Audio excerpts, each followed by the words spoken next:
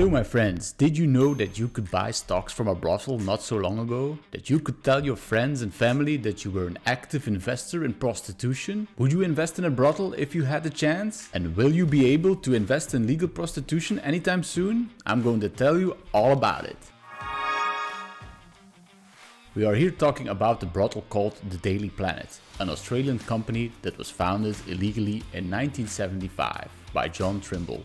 Now John Trimble has a bit of a genetic advantage when it comes to things that sit on the thin line between legal and illegal. He's the nephew of an Australian crime boss, Robert Trimble, who lived a, let's call it, interesting life, including drug trafficking, having whistleblowers disappear, and even escaping the country to hide from authorities, to die as a free man in Spain. So as you can see, our brothel founder had a lot to live up to. In 1994, the plan formed in John's head to expand his business. But of course, to do this, he needed more money. For him, the most easy and best way to do this seemed getting money from a public offering. Therefore, he tried and get his brothel listed on the Australian Stock Exchange. However, his first try failed because of anti-prostitution laws and the example this would set of selling sex directly on a stock exchange. This, however, didn't deter John, and he found a new way to get accepted on the stock exchange. He changed his approach and only vowed to bring the hotel side of the business public, making the Daily Planet only a business that provides rooms for short-term rental. This proved to be the right approach, as this got approved and John could fulfill his dream. In May 2003, the first publicly traded brothel made its stock market debut on the Australian Stock Exchange, as investors plunged to what was then dubbed the sole industry capable of withstanding a global economic slowdown. The Daily Planet billed itself as the only 6-star hotel in Australia, offering sex on its room service menu. It celebrated its listing with a promotional appearance by Heidi Fleiss, who was hired as a consultant and given the title of International Ambassador. Heidi Fleiss, who was a well-known madam in the US, had already served a jail sentence for tax evasion, was really sure of the stock performing well when it debuted. She told reporters, "Obviously the price is going to go up, it's sex, and everybody knows sex is a smart investment." So some great investment advice from our respected investor. And yes, this stock started off with a bang, with 1.4 million shares of the company changing hands as investors pushed the stock to close at 1.09 Australian dollars, more than double its initial public offering price of 50 cents, raising 2.2 million Australian dollars. Respected experts, like the director of Macquarie Equities, said it's fairly defensive, isn't it? Come rain or shine, I guess the more stress one has, the more one is going to use it. As you can see here, even someone who has a respectable job thought this would be a defensive investment.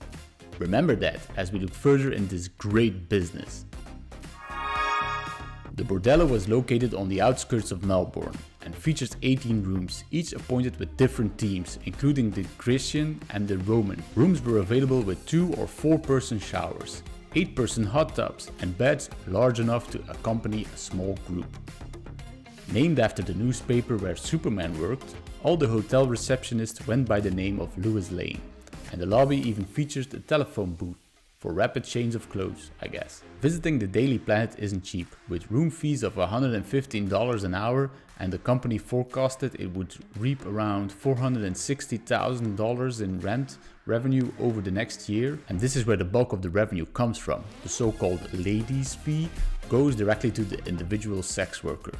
The company also boasted that its hygiene levels are compared to those of hospitals, and that the staff are tested for various sexual transmitted diseases on a monthly basis. Of course, it's easy to claim that your hygiene levels are that of a hospital, but then again, who would go to a hospital for sexual intercourse? But if you read their promotional material, it would seem like this company is a very clean and well-run establishment, not like the dark and shady, filthy hellholes one would have in mind when thinking of such a business. The Daily Planet had big ideas. It had plans to franchise the business in other Australian cities beside Melbourne, and built a mega brothel in Sydney, where prostitution was also decriminalized. It intends on setting up a one-stop adult venue that will include a brothel, adult cinema, adult sex shops, in what was described as a sex Disneyland. The CEO was quoted on saying, "The establishment did not want a brothel on the stock exchange. We have fought every institution, every law firm, it's cost us a fortune, but we're going on a massive expansion. His goal was to turn the Daily Planet into a $500 million market cap company. With the money it made from the IPO, the company acquired a strip club. It also announced that the same year it would sell the Daily Planet building for $5.7 million, so it could pursue its investments in strip clubs. The sale of the Daily Planet building, however, never did happen, and the property was taken off the market in 2006, and therefore no extra money to buy any more strip clubs. Instead of bringing in high returns for its investors, the company got back into some shady business. A raid in 2009 revealed that 20 extra beds for sex workers were illegally installed into the building next door. To link the two buildings together, they had smashed in a wall, according to the Herald Sun.